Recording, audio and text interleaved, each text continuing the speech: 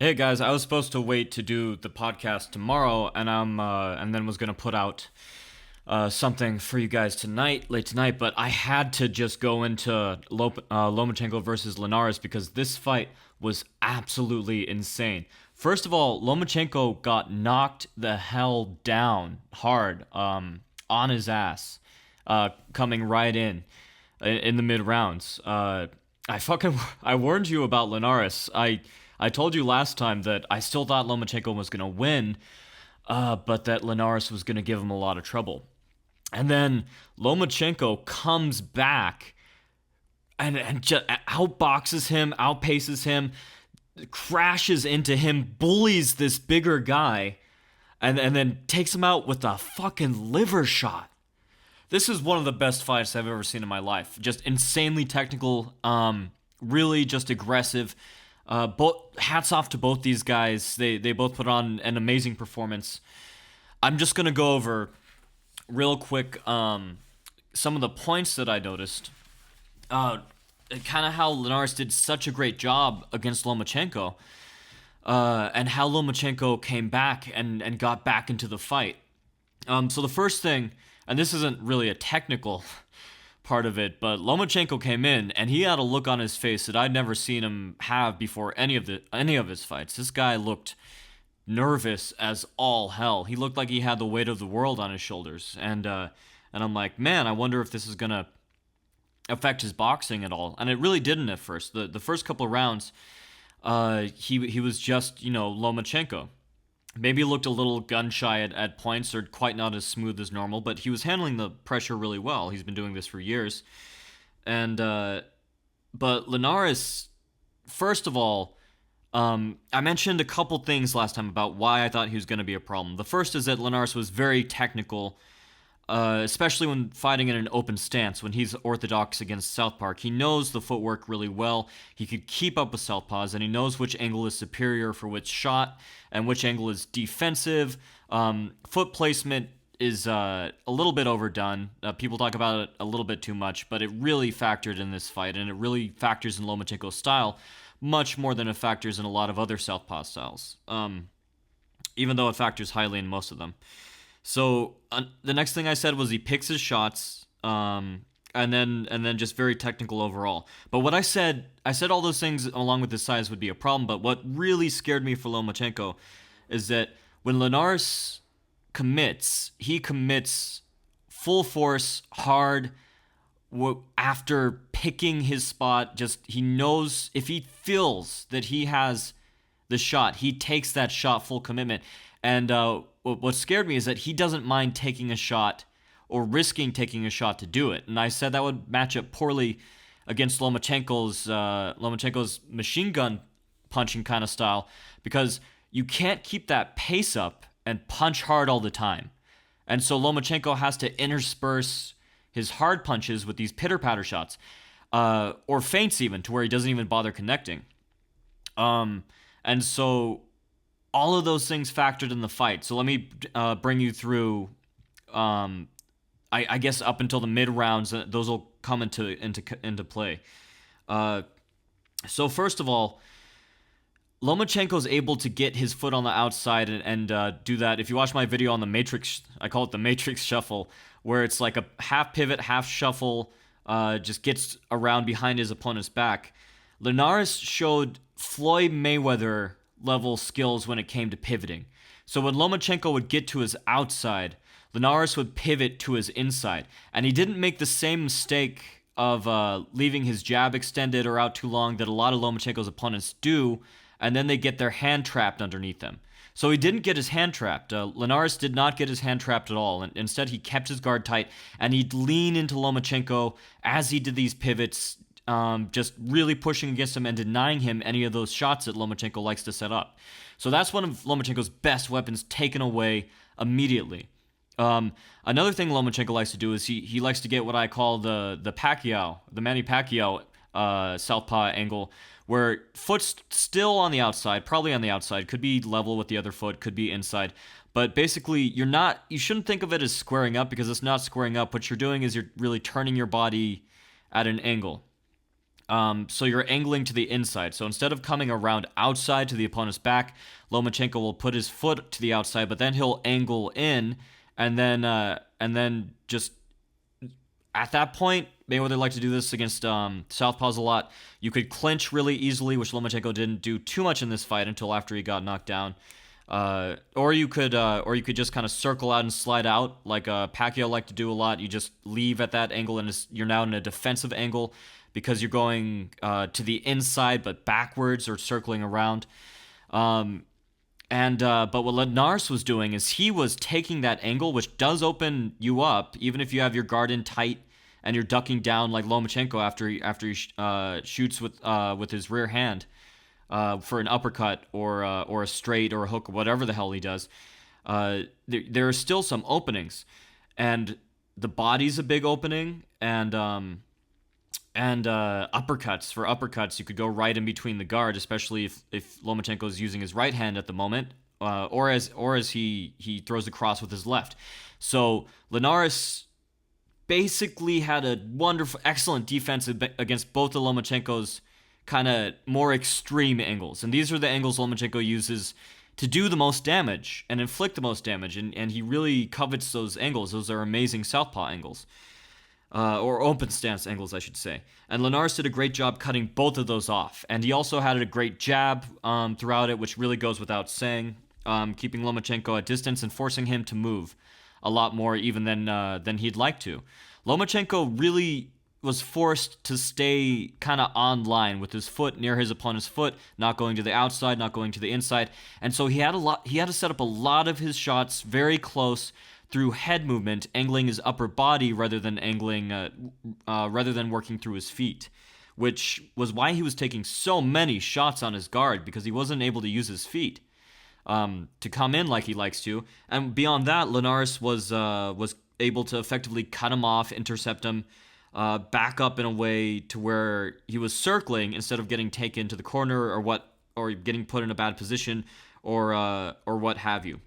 And initially, Lomachenko's best shot while Linares was moving away was when Linares was moving to the inside to Lomachenko's left, and Lomachenko would step in deep with his left foot and then catch him and stay safe by kind of ducking in, and then catch Linares to the body. Was what was working for him at first the best, but eventually Lomachenko started fighting sloppy. And I don't know, I saw him take some big punches. Maybe his response to taking big punches was to charge in.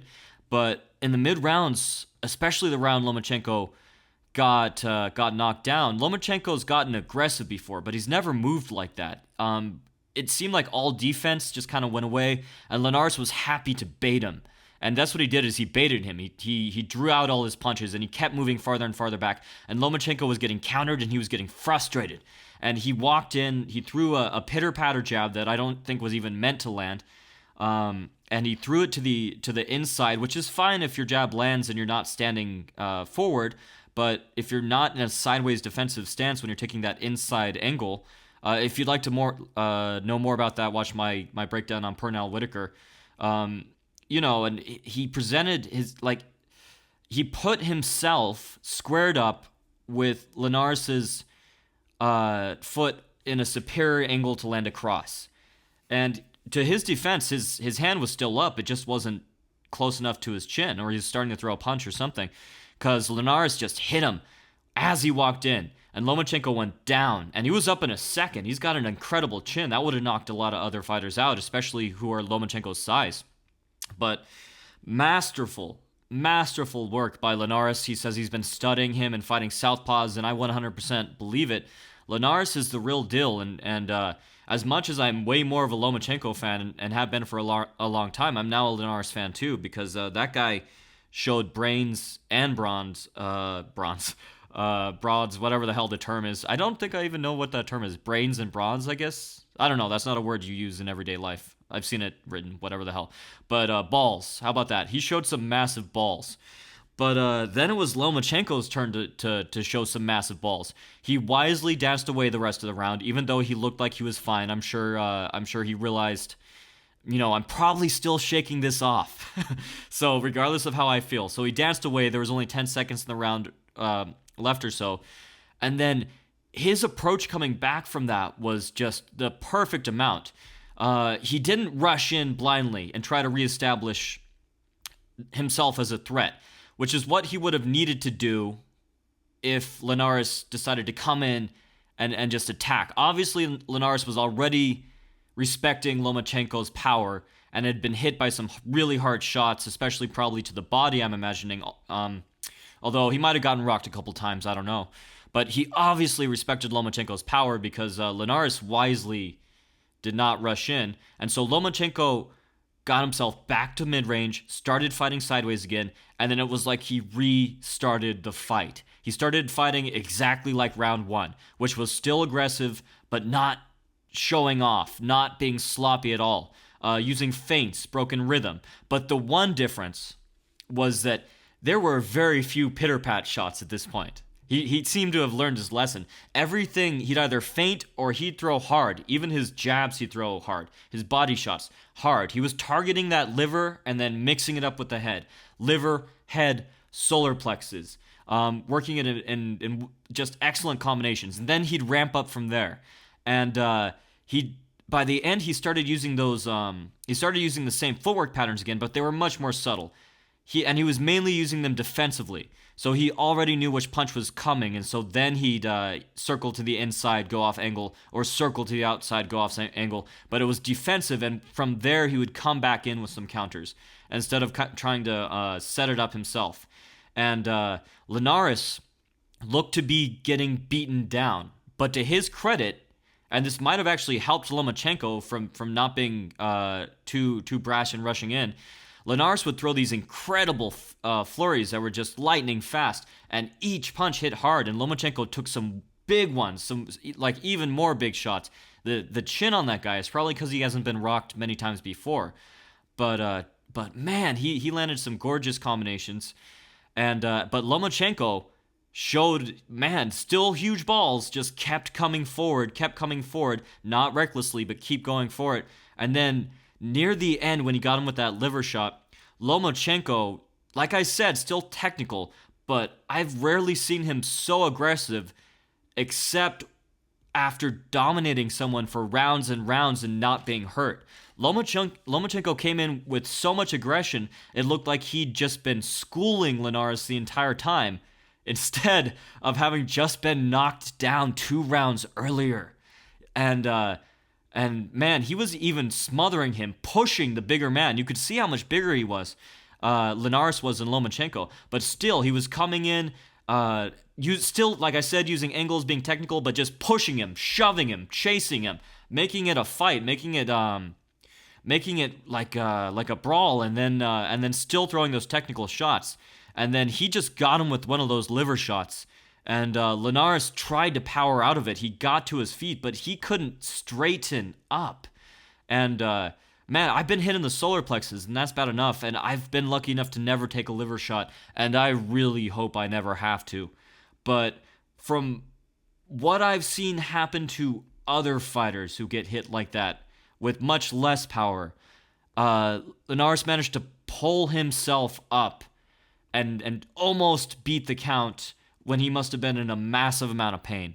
So Lomachenko cemented himself as a legend. If anyone's talking shit about him now, they're just haters. There's no excuse at this point. Linares, I want to see him fight again. Excellent fighter. He was just up against what is most likely one of the greatest of all time. And thank God that boxing is coming back to this. And thank God that MMA is happening at the same time, and we're getting more and more talent in more and more different organizations, and it's just for combat sports. If you're a martial artist, and if you want to compete, or if you just like watching sports, or if you just love martial arts and you want to know as much about it as possible, what an excellent time. What a wonderful time to be alive. I feel great for the younger fans who don't have to just hear about these legends anymore. And I feel great for the older fans who are finally getting their money's worth, and getting to kind of relive what it was like in the younger days. Because I only, it's not to where it was boxing with in regards to other sports, I should say, historically, and neither is MMA yet. But it's getting there, and there's a cultural shift happening, and I really can't wait to see where it takes us, and to see this new string of up and coming fighters as it just keeps getting better and better. So that's the podcast for this week. I haven't managed to. Some shit came up, and I wasn't able to see any of UFC. I think we're on 224.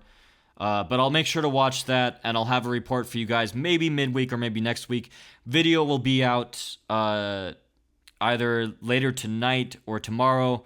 It's not something I mentioned, but it's something you guys have been asking for a long, long, long time. So that'll finally be out. Ipo fans will be happy. And that's all I've got to say for right now. So that was freaking awesome. I'm gonna try to watch that again right now. And happy training.